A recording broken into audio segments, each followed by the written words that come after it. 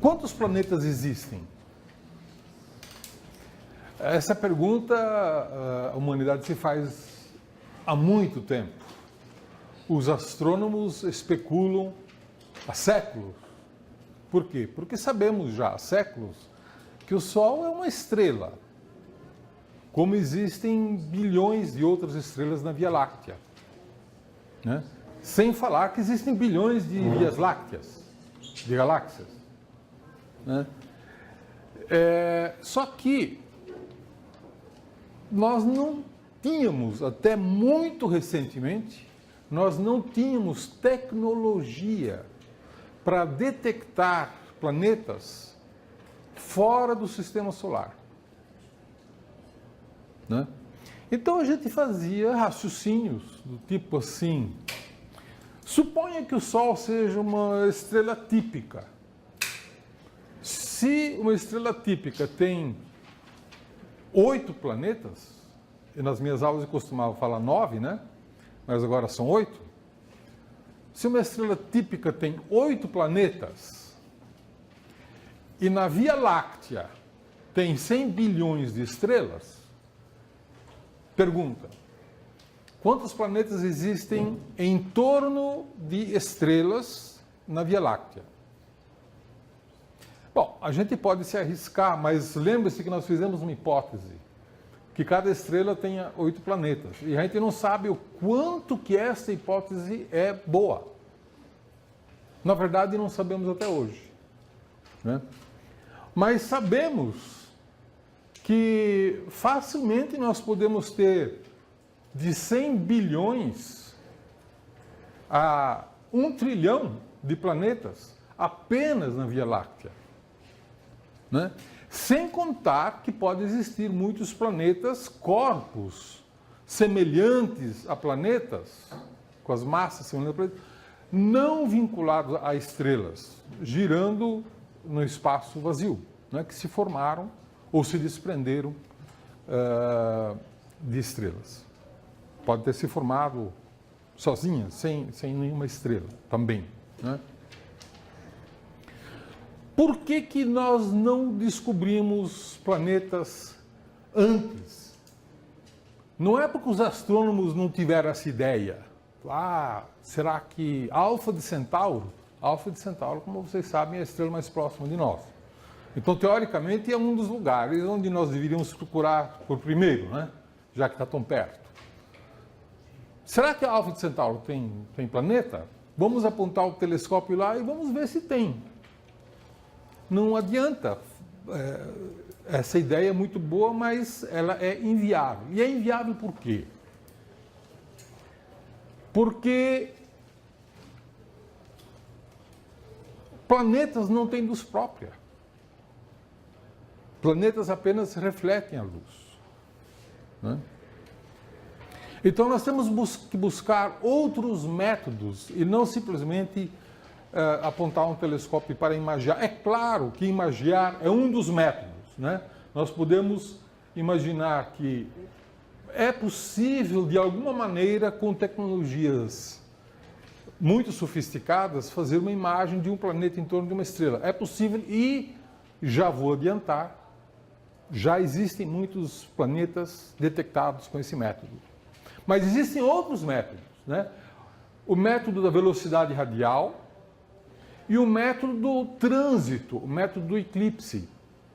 Quando um planeta passa na frente de uma estrela, ela eclipsa uma parte da estrela. Então a intensidade da luz da estrela cai e depois volta. Isso é um eclipse. Nós chamamos de método de trânsito. Então, com esses 3 métodos, foram descobertos agora mais de 1.700 exoplanetas.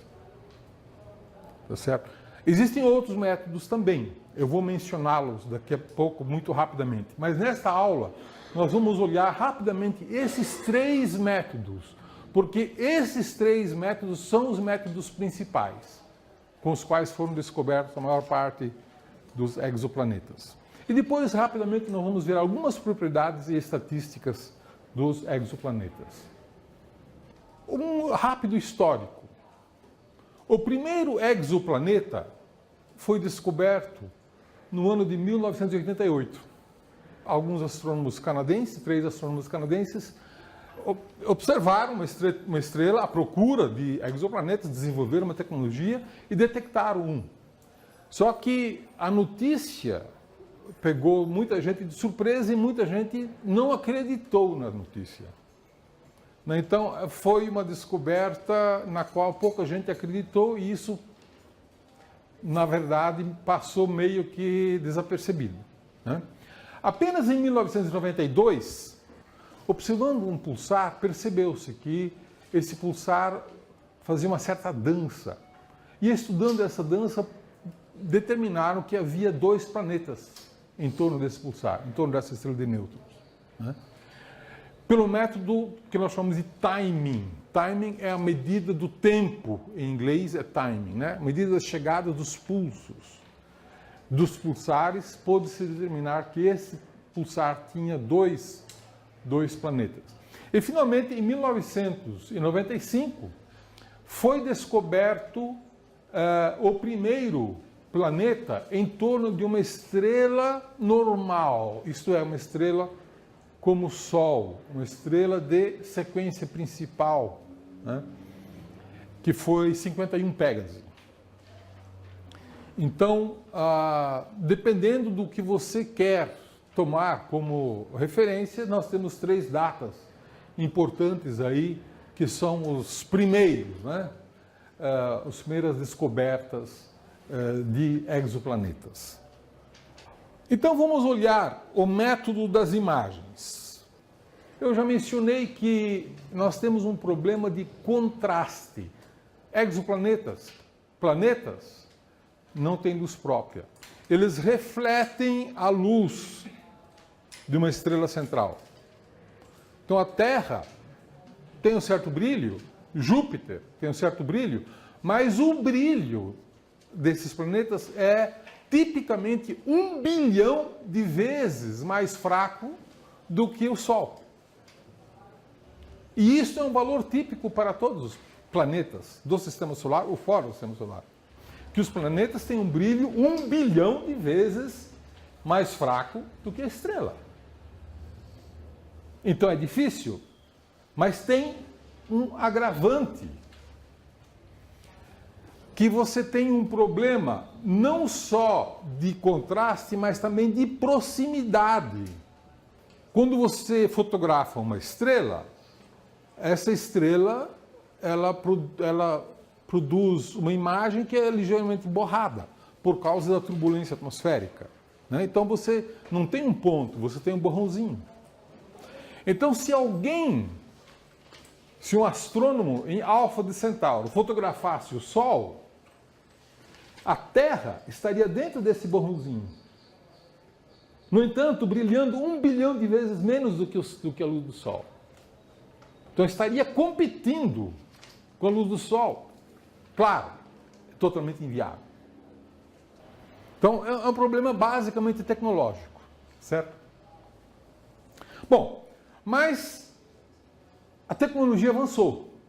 E hoje nós temos telescópios maiores, mais potentes e com mais nitidez.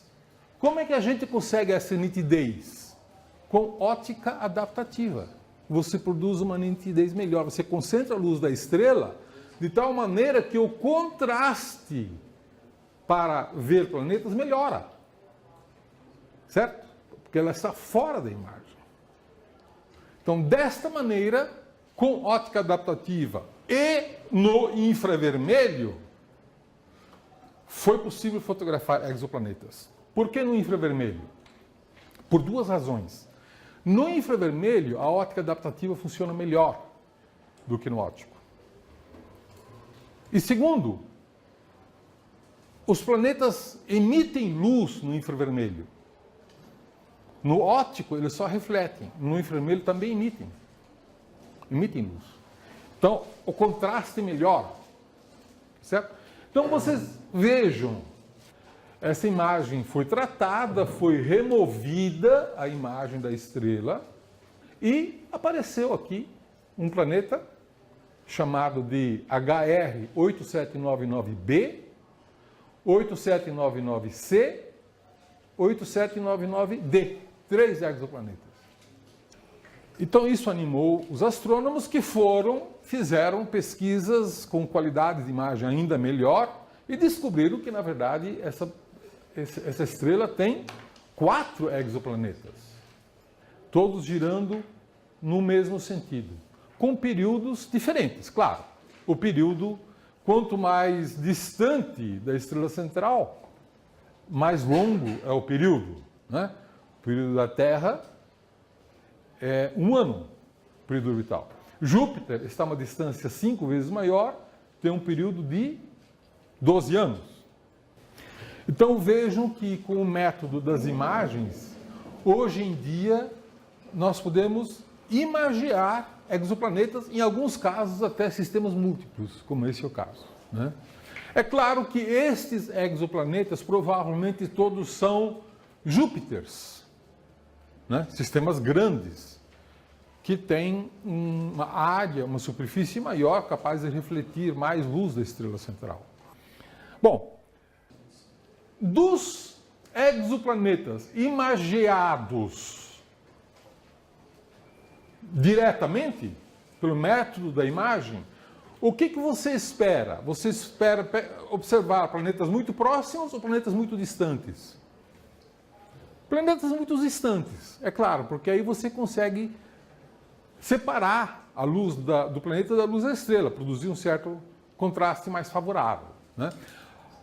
Nós já observamos agora estrelas exoplanetas com muitos métodos, né? E aqui eu estou colocando num diagrama todos os exoplanetas que nós conhecemos hoje. E nesse diagrama eu mostro a massa do exoplaneta em escala de logaritmo, isto é, uma vez a massa do Júpiter, 10% da massa do Júpiter, 1% da massa do Júpiter. E aqui eu coloco a distância em unidades astronômicas. Então vocês vejam, em vermelho são todos os planetas, exoplanetas descobertos pelo método da imagem. Eles estão todos a distâncias grandes, porque é isso o que o método permite fazer, né? Mas outros métodos, como por exemplo o método da velocidade radial, descobriu exoplanetas muito mais próximos, tipicamente de 1 unidade astronômica ou 0,1 unidade astronômica, e também massas agora menores, né? Então nós temos aqui o método da imagem direta em vermelho, o método da velocidade radial em azul e o método dos eclipses, o método de trânsito, em verde. Tá? Cada método é mais favorável para descobrir um certo tipo de objeto. Então, de uma certa maneira, eles não competem tanto, um método não compete tanto com outro método, e sim se complementam. Produzem informações diferentes, descobrindo sistemas distintos. Um método pode descobrir um sistema que o outro método não pode descobrir. Ok, o método da velocidade radial. No que consiste o método da velocidade radial? Quando você tem duas estrelas girando uma em torno da outra, isso nós chamamos de um sistema binário, né? Suponha que as duas massas sejam iguais. O que você pode concluir sobre as suas velocidades? Com que velocidades elas giram? Com a mesma velocidade, porque as massas são iguais, né? Vocês vejam que elas não giram uma em torno da outra, elas giram em torno desse ponto central aqui que nós chamamos de centro de massa. Cada uma das estrelas gira em torno do centro de massa. Se as massas forem iguais, as velocidades serão iguais. Num sistema binário típico, as velocidades são 100 km por segundo, 50 km por segundo, 200 km por segundo.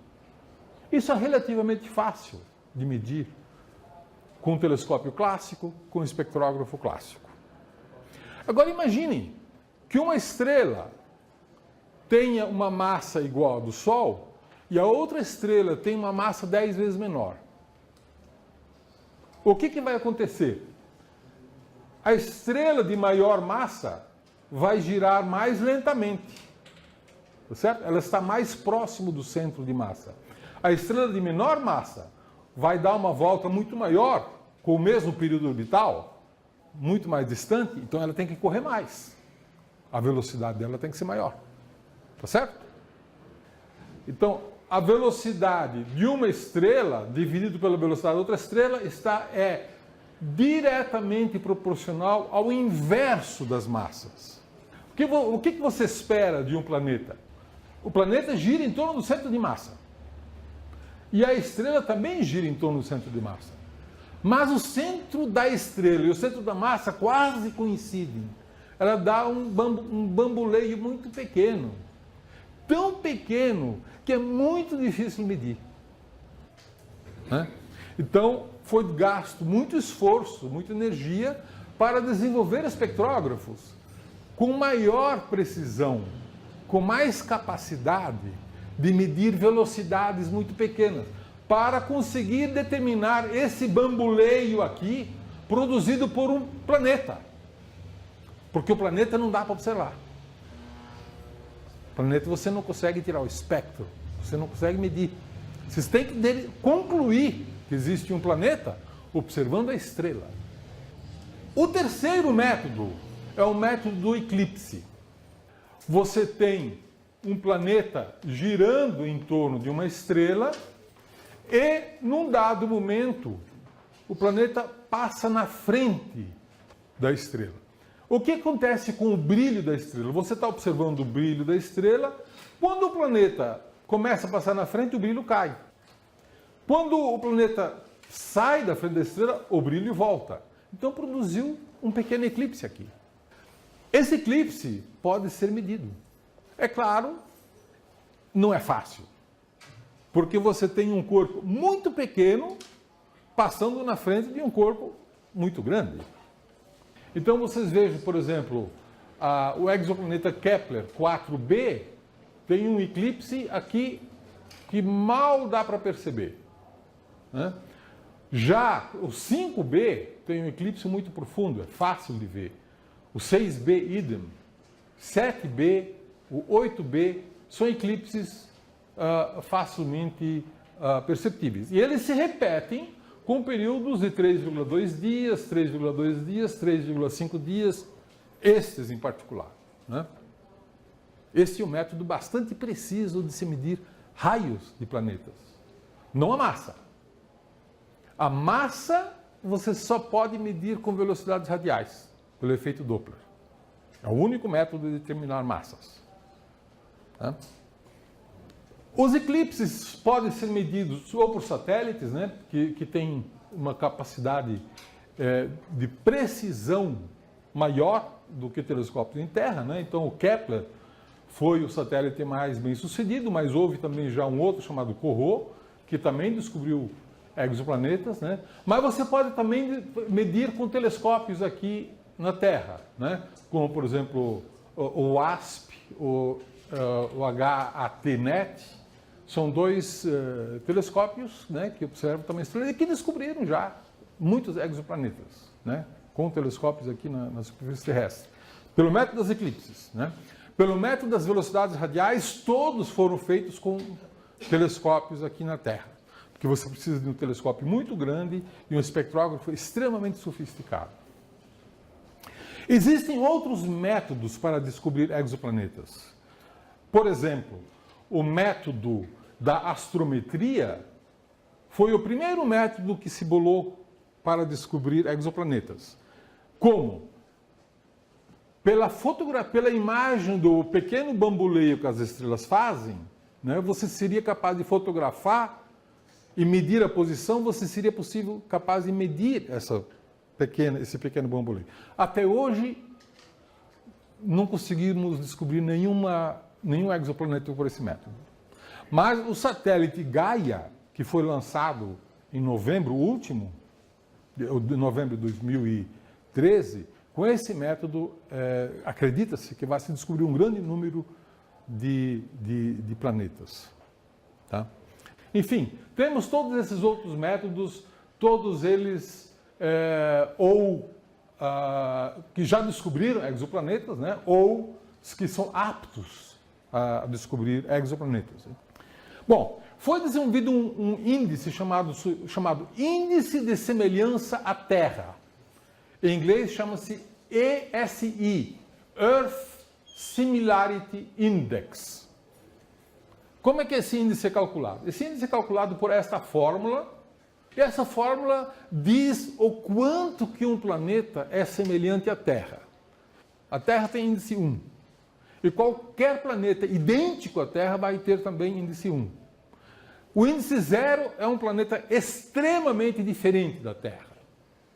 Né? Então, por exemplo, Saturno e Netuno têm um índice de 0,2. Vênus tem um índice de 0,5. Mercúrio, 0,6. Marte, 0,7. E a Terra, 1, por definição. Né? E todos aqueles que têm um índice acima de 0,8, nós dizemos que são planetas semelhantes à Terra. E aqui eu mostro o índice de semelhança à Terra da superfície do planeta e aqui o índice de semelhança da Terra do interior do planeta. São esses os planetas que possivelmente tenham chances de ter algum tipo de vida. Tá certo? Já que a Terra é o único lugar do sistema solar que nós conhecemos que tem vida. Nenhum outro planeta ou lua tem vida comprovada. E aí tem uma outra questão que nós chamamos de zona habitável. A zona habitável de um sistema planetário é a zona na qual um planeta possa ter água na sua superfície. Tá certo? Então, por exemplo, no sistema solar, está aqui o Sol, o primeiro planeta, Mercúrio. Mercúrio não tem atmosfera, mas não é esse o problema maior. Mercúrio é muito quente. Mesmo que tivesse atmosfera, não podia ter água. Vênus. Vênus já está na beirada da zona habitável. Mas Vênus tem um efeito estufa muito forte, muito mais alto que a Terra, então Vênus não tem água, mas está na beirada da zona de habitabilidade. Então nós temos a Terra, Marte está na zona habitável, né? Já provavelmente teve no passado água na superfície, né? E Júpiter. Júpiter está fora da zona habitável. Por quê? Porque é muito frio. Júpiter é um planeta gasoso, então não vai ter água mesmo. Mas as luas de Júpiter, nós sabemos que nas luas de Júpiter existe água debaixo de uma camada de gelo. Mas isso não caracteriza uma zona habitável, porque essa água não está na superfície. Ela existe, mas está debaixo de uma camada de gelo. Na Lua Europa, Ganímede e Calisto. Né? Em Saturno também ocorre isso. Em Titã e em Encélado, né? Ambos têm água debaixo de uma camada de gelo. Já uma estrela mais fria e menos luminosa, a zona de habitabilidade, aqui o azul, se move para dentro. Em vez de estar centrada em uma unidade astronômica, está próximo de 0,1 unidade astronômica.